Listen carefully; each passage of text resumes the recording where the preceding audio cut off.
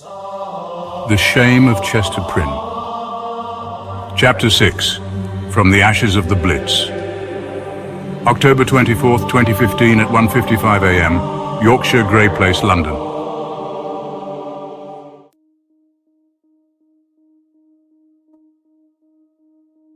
The ride won't be more than 15 minutes between Yorkshire, Grey Place and Kilburn at 2 in the morning, and yet these late-night adventures always seem to stretch time. Whether it's the thrill of meeting up with a stranger for chemsex or the 4 lines and entire bottle of champagne he drank in the last hour, this short trip across northwest London feels to him like flying to unknown galaxies in the Starship Enterprise. For most of the night prior to the tragic loss of his nasal anatomy to the London sewers, my friend was sitting at his desk, gazing out the big window that now reveals nothing other than an empty alley, but in less than 6 months' time will become our little portal between the earthly and heavenly realms.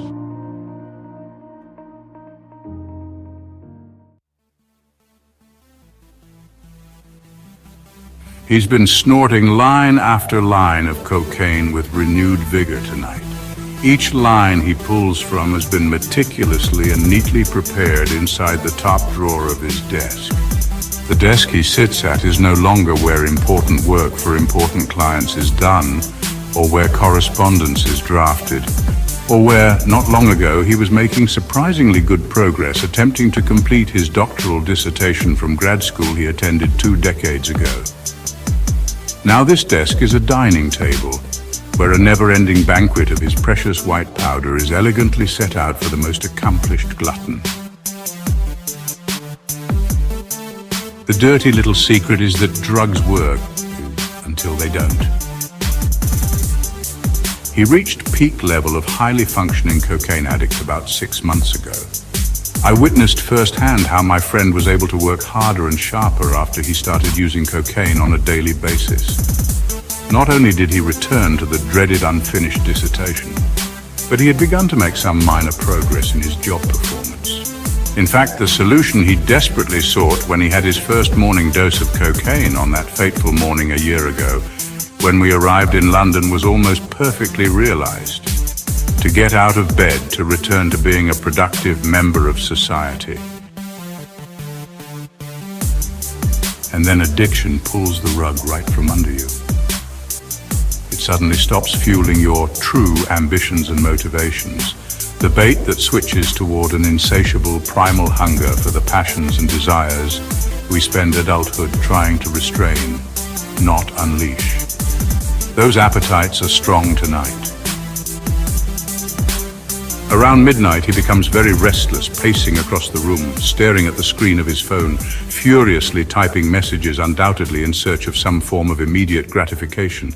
Then, without any warning or acknowledgement of his plans, he rushes out the door to discover the new adventure that awaits.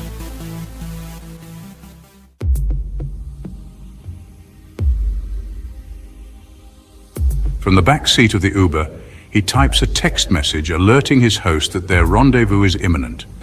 The car slowly navigates its way through the dystopian maze of council housing that emerges like an unsightly scar from the ruins of the Blitz.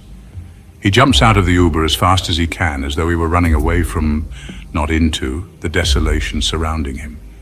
He confirms the address on his phone and stands before the door to a domicile that he'd like to think once saw better days, but knows deep down has always been a place where shameful acts by shameful people call home.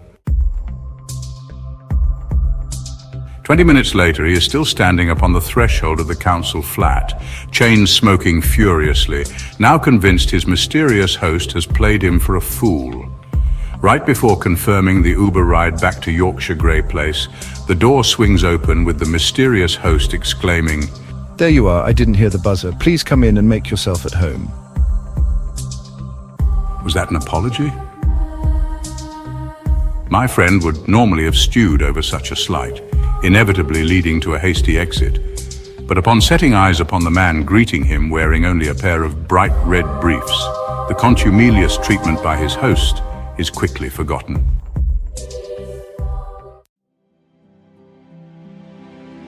The image, struck by the man's sleek, naked body, the hairlessness extending all the way to his shaved head, and the graceful movement commanded by every limb was, for my friend, a far better form than Michelangelo rendered of the biblical hero.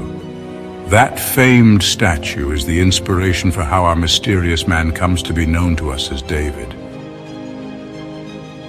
David immediately gets to business by grabbing his neck to firmly direct him downward to the significant protrusion barely covered by the red briefs.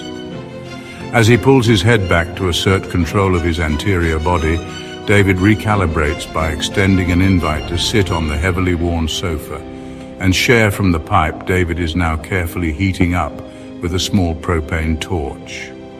Since crystal meth has yet to be part of his normal chemical diet, he excuses himself to the toilet where he can snort his cocaine and to hope for a reset of their awkward introduction and first chapter of this adventure.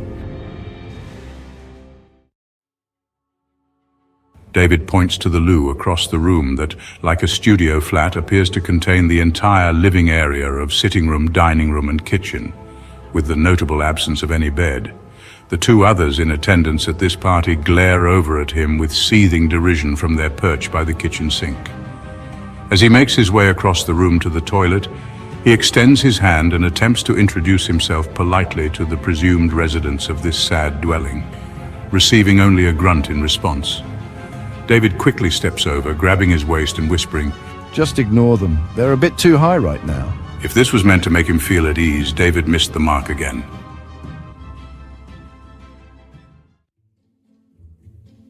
He flushes the toilet and is now sufficiently stimulated to focus his attention toward the very eager David and away from the unpleasant and somewhat ominous surroundings.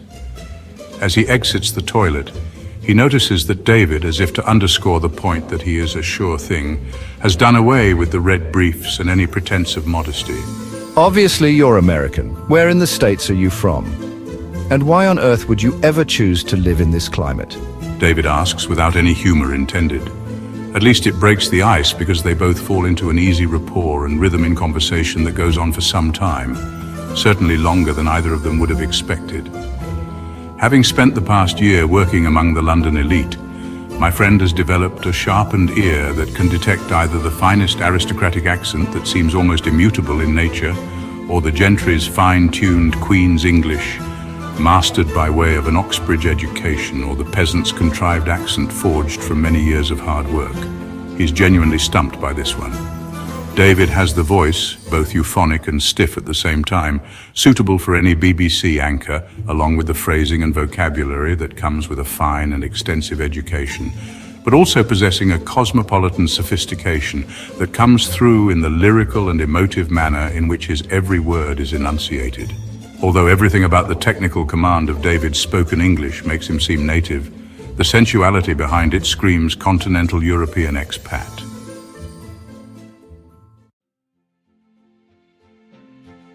David's voice is nothing short of enchanting, but it is his gentleness of manner and quiet confidence that my friend is most attracted to, well, almost.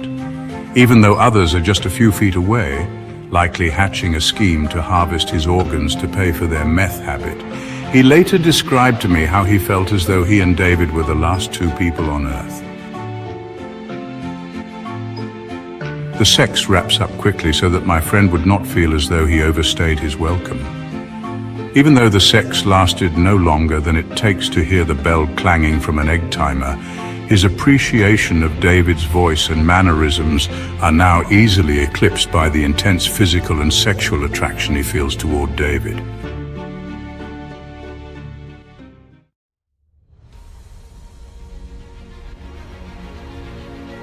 As they say their goodbyes with a quick kiss, neither has any reason to believe they would ever see each other again. And yet my friend has a feeling, a hopeful intuition, that this would not be the end of the story of the mysterious man known to us as David.